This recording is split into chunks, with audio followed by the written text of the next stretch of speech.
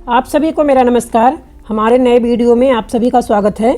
आज मैं वीडियो बनाने जा रही हूँ स्वातंत्र्योत्तर हिंदी साहित्य, ठीक है, उस पर वीडियो बनाने जा रही हूँ। आइए पहले समझ लेते हैं स्वातंत्र्योत्तर हिंदी साहित्य में क्या क्या है। जैसे कहानी, उपन्यास और कविता जैसे कई रूपों में रचनाएं हुई हैं, ठीक है।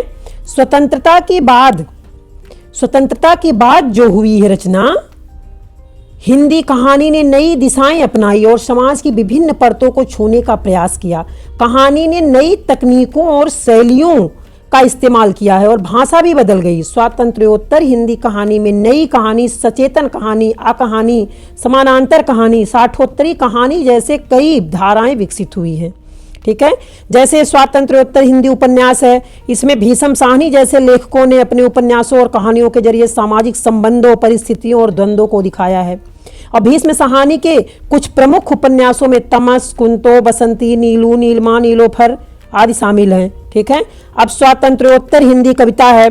स्वातंत्र्योत्तर कविता में राष्ट्रीयता, राष्ट्रवाद, मोह भंग, आधुनिकता, प्रेम, शहरों की ओर पलायन, भ्रष्टाचार, सरकारी तंत्र के प्रति आक्रोश जैसे विषय दिखाए गए हैं, ठीक है। तो आज उसी पर वीडियो में बनाने जा रही हूँ। ये जो है देखिए आप सभी, पहले सामान्य परिचय पढ़ देती हूँ मैं।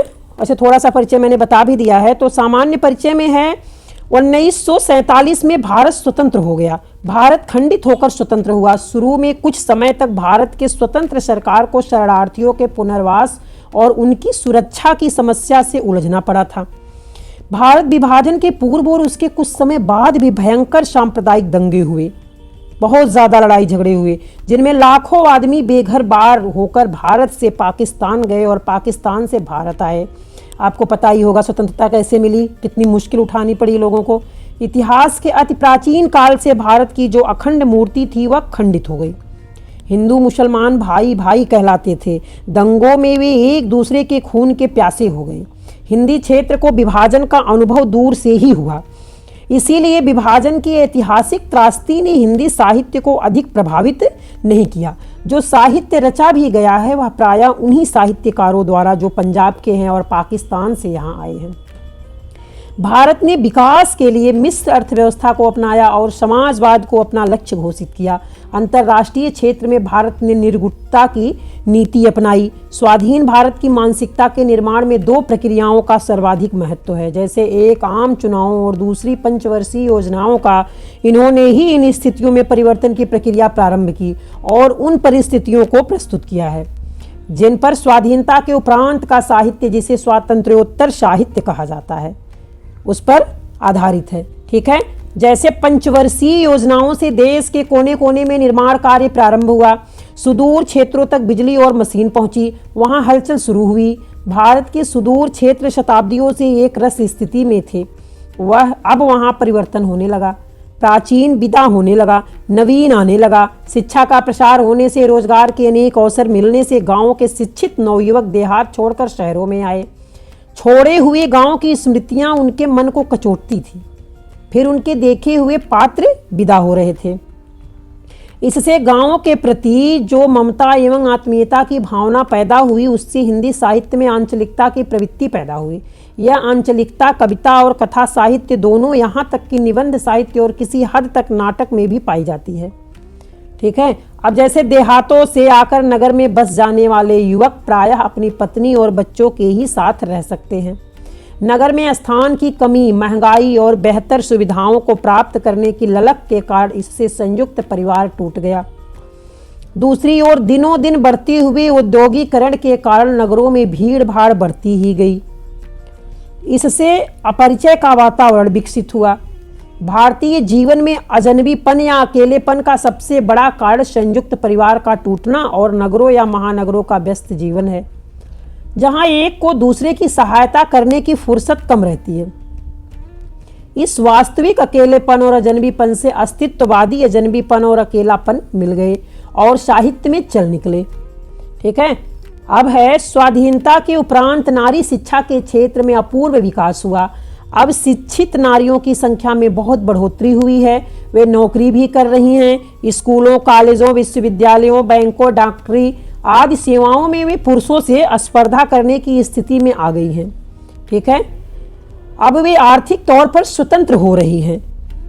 इससे पारिवारिक संबंधों में बहुत बदलाव आया है। हमारे साहित्य, विशेषतः कथा साहित्य में स्वावलंबी नारी पात्रों का प्रवेश हुआ है, जिसके कारण नर नारी संबंधों, दाम्पत्य जीवन और संतान पर पड़ने वाले प्रभावों का चित्रण नए ढंग से होने लगा है। ठीक है। अब जो है 1947 के बाद धीरे धीरे स्वाधीनता संघर्ष का आवेग कम हो गया। सांप्रदायिकता के उन्माद से ग्रस्त एक व्यक्ति ने गांधी की हत्या कर दी। बड़े नेता मंत्री पद पर विराजमान हो गए। बाहरी सहायता के रूप में योजनाओं के लिए धन आया, उससे निर्माण का काम होता था, लेकिन उसके वितरण में भाई भतीजावाद पनपने लगा। कुछ क्षेत्र उन्नत थे, कुछ पिछड़े हुए। अवसर मिलने पर उनमें परस्पर स्पर्धा का भाव पैदा हुआ, जिससे क्षेत्रीयता और भाषागत संकीर्णता की भावना बढ़ी। संविधान ने हिंदी को संपर्क भाषा और राजभाषा के रूप में स्वीकार कर लिया, किंतु अंग्रेजी का वर्चस्व बना ही रहा, क्योंकि देश में बड़े पूंजीपतियों और विदेशों की बहुराष्ट्रीय कंपनियों को अंग्रेजी में सुविधा है। काले धन का विस्तार बहुत तेजी से हुआ। इन सब बातों के कारण स्वाधीनता आंदोलन के दिनों के बनाए हुए सिद्धांत और आदर्श पीछे ही नहीं पड़ गए, बल्कि उनका अवसरवादी उपयोग भी होने लगा, जिससे मोह भंग हुआ। कथनी और करनी के अंतर के कारण व्यंग विडंबना की नाटकीय स्थिति उत्पन्न हुई। भाषा का सहज अर्थ खो गया। ठीक अर्थ जानने के लिए संदर्भ की पहचान और काइयापन की जरूरत पड़ने लगी। स्वाधीनता के उपरांत इस मोह भंग, व्यंग विडंबना और असुरक्षा भावना की अभिव्यक्ति साहित्य में ही हुई है और कहीं नहीं मिलती। ठीक है। अब जैसे प्रगतिवादी धारा पहले से चली आ रही थी, स्वाधीनता के बाद के प्रारंभिक वर्षों में केंद्रीय सरकार और भारतीय कम्युनिस्ट पार्टी में टकराहट की स्थिति आई। अब तेलंगाना में सशस्त्र किसान विद्रोह भारतीय कम्युनिस्ट पार्टी के नेतृत्व में चला। इन्हीं दिनों हिंदी साहित्य पर अस्तित्ववादी विचारों का प्रभाव भी पड़ने लगा।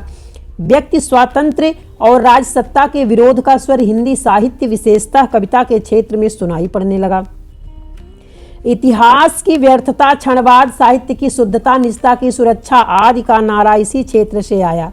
इन विचारों के प्रचार के लिए पत्र पत्रिकाएं भी निकली और उनका प्रभाव भी रहा, किंतु देश की वास्तविक स्थितियां अस्तित्ववादी विचारधारा की नहीं, समाजवादी विकास की मांग करती थी, क्योंकि हमारा देश आर्थिक तौर पर पिछड़ा किंतु अपार संभावनाओं का है। हम अपने गौरवशाली इतिहास एवं मानवीय परंपराओं को भूल नहीं सकते। इसीलिए यहाँ अस्तित्ववाद और अकेलापन उस रूप में नहीं दिखलाई पड़े जैसे कि यूरोप में। यहाँ समाजवादी और अस्तित्ववादी विचारों का सामंजस्य होने की स्थिति अधिक है। ठीक है, यूरोप के बारे में कह रहे हैं। ठीक है, वहाँ पर ज़्यादा है। हर आम चुनाव में राजनीतिक दल बेहतर भविष्य का वादा करते हैं। यह भी सच है कि स्वाधीनता के बाद भारत ने उन्नति की है। सामान्य जीवन की सुविधाएं बढ़ गई हैं। जमींदारी उन्मूलन, बैंकों के राष्ट्रीयकरण, आरक्षण और अनेक ग्रामीण योजनाओं से निम्न वर्ग के लोगों की स्थितियों में थोड़ा बहुत सुधार हुआ है, किंतु पहले से सुविधा प्राप्त वर्ग ने जितनी आर्थिक उन्नति की है, निम्न वर्ग की तुलना उससे की जाए तो स्थिति असंतोषजनक है। इस असंतोष ने राजनीति के अलावा साहित्य में भी आक्रोश की भावना उत्पन्न की। परिणाम स्वरूप आक्रोश में किंतु मूल्यांध एवं सर्वनिषेधात्मक साहित्य देखने में आया है। संतोष की बात है कि अब नई पीढ़ी के रचनाकार आक्रोश की सीमाएं समझ चले हैं। वे राजनीति और साहित्य का परस्पर संबंध तो मानते हैं, किंतु राजनीति और साहित्य में अंतर भी करते हैं। बड़ी बात यह है कि वे परंपरा का उचित मूल्यांकन करना सीख चले हैं। उनके साहित्य में परिवर्तन की आतुर प्रतीक्षा तो है, किंतु यथार्थ स्थितियों की उपेक्षा नहीं। इससे रचनात्मकता में एक सुखद संयम दिखलाई पड़ने लगा है। ठीक है, अब इधर है भूमंडलीकरण, दलित चेतना, नारी चेतना, उत्तर आधुनिकता, इतिहास का अंत। अब इसके बारे में देखते हैं। भूमंडलीकरण के दलित चेतना और नारी चेतना ने स्वातंत्र्योत्तर भारत के 9वें दशक में आंदोलन का रूप धारण कर लिया। प्रत्येक व्यक्ति का एक मत का सिद्धांत नारी सशक्तिकरण और दलित सशक्तिकरण के मूल में है। हमारे देश में दलितों की बहुत बड़ी संख्या है। कोई राजनीतिक पार्टी अपने को इनके मतों से वंचित नहीं रखना चाहती, लेकिन इन चेतनाओं के पीछे वोट बैंक की ही राजनीति है। यह समझना बहुत बड़ी भूल होगी। वस्तुतः इस देश का शायद ही कोई महापुरुष हुआ हो जो इनकी यातना से द्रवित न हुआ हो। ठीक है। स्वाधीन भारत की जनतांत्रिक व्यवस्था ने इन्हें अपने अधिकारों के प्रति सचेत बनाया। हिंदी साहित्य पर भी इनका प्रभाव दिखलाई पड़ा। दलित चेतना अधिक आक्रामक है। डॉक्टर धर्मवीर जैसे आलोचक सही बात को भी झोंक में कहते हैं, लेकिन साहित्य के सर्जक दलित लेखक इस विषय में सावधान हैं। डॉक्टर ओम प्रकाश वाल्मीकि, मोहनदास नैमिषराय, जयप्रकाश करदम, सूरजपाल चौहान, शिवराज सिंह बैचन दलित चेतना के उल्लेखनीय लेखक हैं। ये सब आश्चर्य है कि हिंदी दलित लेखन में महिला रचनाकारों की संख्या नगण्य है। ठीक है। अब हिंदी साहित्य में नारी चेतना का प्रभाव अधिकांशतः साहित्य सर्जना के क्षेत्र में ही दिखलाई पड़ा है। इनमें भी नारीवादी लेखक तो शायद ही कोई हो। स्वाधीन भारत में नारी शिक्षा के व्यापक प्रचार प्रसार ने नारी चेतना को आंदोलन बनाने में अपनी भूमिका अदा की है। इस बीच साहित्य में नारी लेखकों की अनुपेक्षणीय संख्या सामने आई है। उनमें अपनी बात को साहसपूर्वक खुलकर कहने का भाव भी है और वे घरेलू जीवन के साथ साथ अपने व्यक्तिगत जीवन, विशेषता यौन जीवन को ज़्यादा खुलकर प्रस्तुत करने लगी है। ठीक है। इस संदर्भ में ममता कालिया, मैत्री, पुष्पा प्रभा खेतान, मृदुला गर्ग, चित्रा मुदगल के नाम उल्लेखनीय है। कात्यायनी, निर्मला गर्ग, अनामिका, सविता सिंह, नीलेश रघुवंशी जैसी कवित्रियां साहित्यिक क्षेत्र में नए तेवर के साथ सामने आई हैं। फिर भी नारी चेतना के आंदोलन को उत्कृष्ट लेखन का आधार नहीं माना जा सकता। महादेवी वर्मा, सुभद्रा कुमारी चौहान, कृष्णा शोभती, मन्नू भंडारी जैसी लेखिकाओं का संबंध नारीवाद या नारी चेतना से नहीं रहा है। ठीक है। अब इधर है वैचारिक क्षेत्र में जिस प्रकार द्वितीय विश्व युद्ध के दौरान फ्रांस में अस्तित्ववाद का उत्थान हुआ था, लगभग उसी प्रकार सोवियत संघ के विघटन के बाद उत्तर आधुनिकता का प्रचार प्रसार बढ़ा। राजनीतिक सामाजिक दृष्टि से उत्तर आधुनिकतावाद को एकदम से खारिज नहीं किया जा सकता, क्योंकि वह परिधि के हाशिए पर पड़े हुए या उपेक्षित लोगों की चिंता करने का दावा करता है। इसीलिए सबाल्टर्न या निम्न वर्गीय चिंता को उत्तर आधुनिकता के साथ जोड़ा जाता है। दिक्कत यह है कि वह समस्या के समाधान के लिए दिशा संधान का निर्देश नहीं करता, इसलिए वह किसी आंदोलन की प्रेरणा नहीं देता है। ठीक है। उत्तर आधुनिकता या का बहुलतावाद सुनने में तो बहुत अच्छा लगता है, लेकिन समस्याओं को समान महत्व का मान लेने से जो संरचनावाद की विशेषता है, किसी समस्या को प्राथमिकता नहीं मिलती और इस तरह सामाजिक आंदोलन करके समस्याओं का अंत करने या स्थिति को बेहतर बनाने की दृष्टि से उत्तर आधुनिकतावाद अपंग हो जाता है। वस्तुतः उत्तर आधुनिकतावाद एक प्रकार का पराजयवाद है, जो यह मानता है कि इतिहास के उद्योग मानव सभ्यता को श्रेष्ठकर बनाने में अंतिम रूप से असफल सिद्ध हो चुके हैं। ठीक है। विचारधारा और इतिहास का अंत इसी पराजय बोध पर टिके हैं। ये इसी पराजय बोध पर टिके हुए हैं, टिक गए हैं। ठीक। आगे है, देखने में यह सिद्धांत कामू के मिथ ऑफ सिसिफस के विचार से मिलता है, लेकिन ज्यां पाल, सार्त्र और अल्वेयर कामू ऐसे अस्तित्ववादी विचारक थे जो सामाजिक और राजनीतिक आंदोलनों में सक्रिय भागीदारी निभाते थे।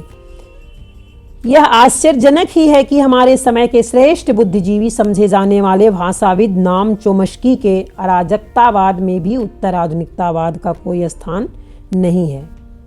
ठीक है। वैसे जो इम्पॉर्टेंट है बहुत ज़्यादा, वो अंडरलाइन किताब में भी हुआ है, पढ़ते वक्त मैंने कर दिया है। ठीक है। तो उसको भी आप देख लीजिएगा, वीडियो भी सुनिएगा और ध्यान भी दीजिएगा वीडियो पर।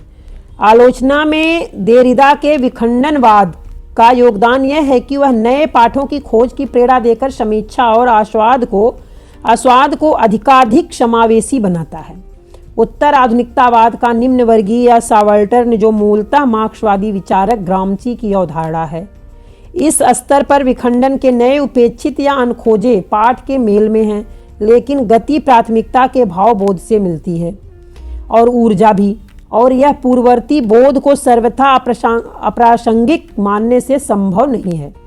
बहरहाल हिंदी साहित्य पर उत्तर आधुनिकता का कोई उल्लेखनीय प्रभाव नहीं पड़ा है। स्वातंत्र्योत्तर भारत में रूप के स्तर पर भाषा प्रयोग सर्वाधिक उल्लेखनीय है। व्यंग्य के कार्य तत्सम पदावली का अपूर्व अवमूल्यन हुआ। कथा साहित्य में तो वह प्रायः व्यंग विनोद के लिए या वास्तविकता और दिखावे का अंतर प्रकट करने के लिए प्रयुक्त होती है। आंचलिक साहित्य में क्षेत्रीय शब्दों का उपयोग बहुत जल्द फैशन बन गया। कहानी और कविता में अंग्रेजी शब्दों का प्रयोग होने लगा। कभी कभी भद्दे ढंग से भी कविता गद्य के बहुत निकट आ गई और कहानी में आत्मालाप और मनोजगत का चित्रण बढ़ गया। भाषा की दृष्टि से सबसे क्षतिग्रस्त हिंदी आलोचना की भाषा हुई है। ठीक है, लेकिन यह बात असमर्थ आलोचकों की भाषा के बारे में ही कही जा सकती है। स्वातंत्र्योत्तर हिंदी आलोचना की भाषा में नया निखार आया और पैनापन भी आया है। समर्थ आलोचकों के यहाँ उसका वस्तुगत रूप निखरा है। अब इधर है, भारत के इतिहास में 1947 का वर्ष राजनीतिक दृष्टि से भले ही महान परिवर्तन का बिंदु हो, किंतु साहित्य में तत्काल कोई महत्वपूर्ण परिवर्तन घटित नहीं हुआ है। कुछ दिनों तक कविता, उपन्यास, कहानी, नाटक, निबंध, समालोचना आदि विधाओं के अंतर्गत क्रमागत प्रवृत्तियों के अनुरूप ही रचनाएं होती रही हैं। इसलिए आधुनिक काल के अन्य पूर्ववर्ती युगों की तरह 1947 से किसी नितांत भिन्न साहित्यिक काल के आरंभ का आभास नहीं मिलता है। फिर भी यह तथ्य है कि स्वाधीनता प्राप्ति के बाद धीरे धीरे जो राजनीतिक, आर्थिक एवं सामाजिक परिवर्तन हुए, उनसे साहित्य भी क्रमशः प्रभावित हुआ और हिंदी साहित्य की विभिन्न विधाओं में कुछ नवीन प्रवृत्तियों का उदय भी हुआ है। ठीक है, तो अब हम कविता के बारे में देखते हैं। कविता में क्या है? यूं तो हिंदी कविता की प्रायः सभी पूर्व प्रवृत्तियां स्वातंत्र्योत्तर काल में भी परिलक्षित होती हैं, किंतु नए काव्य प्रवृत्ति के रूप में सबसे अधिक चर्चा नई कविता की हुई है। अब नई कविता जैसे 1951 में दूसरा सप्तक और 1959 में तीसरा सप्तक प्रकाशित हुआ है। ठीक है, बहुत ही महत्वपूर्ण है, ये पूछा जाता है। संपादक उसके अज्ञेय ही थे। तार सप्तक अर्थात पहला सप्तक 1943 में प्रकाशित हुआ, जिसका प्रमुख स्वर प्रगतिशील काव्य का था। दूसरे और तीसरे सप्तक में स्थिति भिन्न हो गई। दूसरे सप्तक के कवि हरिनारायण व्यास, भवानी प्रसाद मिश्र, शमशेर बहादुर सिंह, नरेश मेहता,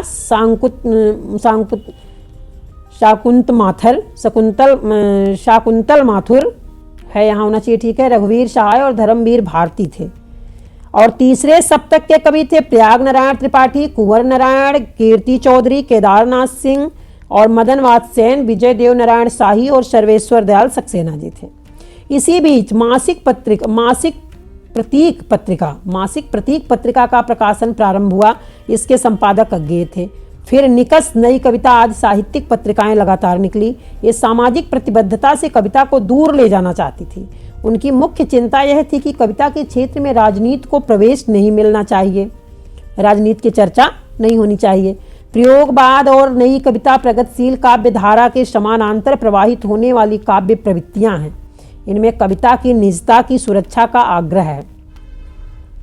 प्रयोगवाद में मोह भंग और उससे उत्पन्न व्यंग विद्रुपता की मनः स्थिति प्रमुख है। स्वाधीनता प्राप्ति के उपरांत व्यवस्था से असंतोष और द्वितीय विश्व युद्ध में नरसंहार के कारण मानवीय प्रयत्नों पर से विश्वास उठ गया। देश काल की असीमता के बोध ने मनुष्य को नगण्य बना दिया है।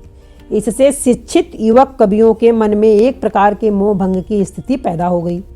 यह अज्ञेय और प्रभाकर माचवे की कविताओं में दिखलाई पड़ने लगता है। इसी मनः स्थिति में अज्ञेय चांदनी को वंचना कहते हैं और प्रभाकर माचवे लिखते हैं, विज्जा काया के दो पद सुनकर चित्त हुआ गदगद। यहाँ गदगद होने का मजाक उड़ाना हुआ। यह प्रवृत्ति प्रपद्यवाद में सीमांत पर पहुंची, जिसमें मन को बिल्कुल खुला छोड़कर कविता हुई और अनगढ़ और अपरिचित शब्दों का प्रयोग बहुत हुआ। प्रयोगवाद कुल मिलाकर अपने शिल्पगत प्रयोगों और भावुकता विरोध के लिए प्रसिद्ध है। इस दौर में प्रगतिशील चेतना के कवि शमशेर बहादुर सिंह ने फ्रांसीसी प्रतीकवादी कवियों के प्रभाव में पर्याप्त प्रयोग किए, जिनके कारण उनको कवियों का कवि कहा गया। प्रयोगवाद की प्रवृत्ति तार सप्तक में संकलित अज्ञेय और प्रभाकर माचवे की कुछ कविताओं में मिलने लगती है, किंतु प्रतीक और दूसरा सप्तक के प्रकाशन के बाद प्रयोगवाद अधिक चर्चित हुआ। द्वितीय विश्व युद्ध के उपरांत यूरोप में अस्तित्ववाद की लहर तेजी से फैली। सार्त्र और कामू इसके नए विचारक बने। अनिश्चय चयन की पीड़ा, मानव इतिहास की व्यर्थता, मृत्यु का संत्रास इसके प्रमुख सूत्र हैं। इससे हिंदी के विचारक कवि भी प्रभावित हुए। अजनबीपन की बात यहाँ भी होने लगी। जिन ऐतिहासिक स्थितियों में यह यूरोप में 20वीं सदी में प्रभावशाली बना था, वे स्थितियाँ भारत में नहीं थी, लेकिन विचार में इससे प्रभावित होना अस्वाभाविक नहीं था। ठीक है, विशेष रूप से अज्ञेय विशेष रूप से अज्ञेय धर्मवीर भारती जैसे कवियों के लिए, जिनकी कविता साहित्येतर अतिरेकों से अपने को सुरक्षित रखना चाहती थी, समाजवादी विचारधारा द्वितीय विश्व युद्ध के उपरांत अस्तित्ववाद की अपेक्षा कहीं अधिक व्यापक पैमाने पर फैल रही थी। अनेक नए देशों में समाजवादी व्यवस्था आ गई थी। इसमें कुछ कवियों को सामाजिकता अथवा सामूहिकता के अत्याचार की आशंका हुई। अज्ञेय निजता की सुरक्षा के प्रतिनिधि कवि हैं, उनके व्यक्तित्ववादी कवि कहा गया है, उन्हें जो है व्यक्तित्ववादी कवि भी कहा गया है। नदी का द्वीप, यह द्वीप अकेला आदि उनकी प्रतिनिधि कविताएं हैं, जो साहित्य की विशिष्टता की सुरक्षा और व्यक्ति स्वातंत्र्य का प्रतिपादन करती है। एक रूपता की अस्वीकृति अज्ञेय की कविताओं की टेक है। उनके बिंब भी प्रायः ऐसे होते हैं, जहां एक रूपता को चीर कर कोई दूसरी वस्तु अकेली गतिशील होती है, वहीं अज्ञेय जहां अपने व्यक्तित्व को किसी दृश्य या विचार में तल्लीन कर लेते हैं, वहां वे उत्कृष्ट काव्य रचते हैं। उन्होंने प्रकृति पर अनेक उत्कृष्ट कविताएं लिखी हुई हैं। जैसे नई कविता में सभी वादों से मुक्ति और लघुमानों के महत्व की प्रतिष्ठा की गई है। इस प्रवृत्ति से यह अवश्य हुआ कि व्यक्ति की सामान्य मन स्थितियों को व्यक्त करने वाली कुछ ऐसे कविताएं लिखी गई जो सचमुच नई थी। वे मध्यवर्गीय व्यक्ति के मन की जटिलताओं को अधिक अपनाने से प्रकट करती हैं, ठीक है, अपनापन से प्रकट करती हैं, यद्यपि उन्हें समझने का उतना प्रयास नहीं करती। 1960 के दशक के बाद 1960 के बाद कविता का जो दौर आया, उसमें अस्वीकृति का तेवर सीमा पर पहुंच गया। कविता का आशय ऐसी काव्य प्रवृत्ति से था जैसी कविता अब तक नहीं हुई है। इसके लिए उसके नाम में ही परंपरा को पूरी तरह नकारने का भाव था। वस्तुतः यह विवेक पक्ष की उपेक्षा करके विद्रोह या व्यवस्था विरोध की काव्य प्रवृत्ति थी, ठीक है। इस प्रवृत्ति का निरसन मुक्तिबोध और धूमिल आदि की कविताओं के प्रकाशन प्रचार के बाद हुआ। इनकी चर्चा हम आगे प्रगतिशील काव्य धारा के अंतर्गत करेंगे, ठीक है। तो प्रगतिशील काव्य धारा पर वीडियो पर चर्चा मैं अगले वीडियो में करूंगी। तब तक के लिए धन्यवाद।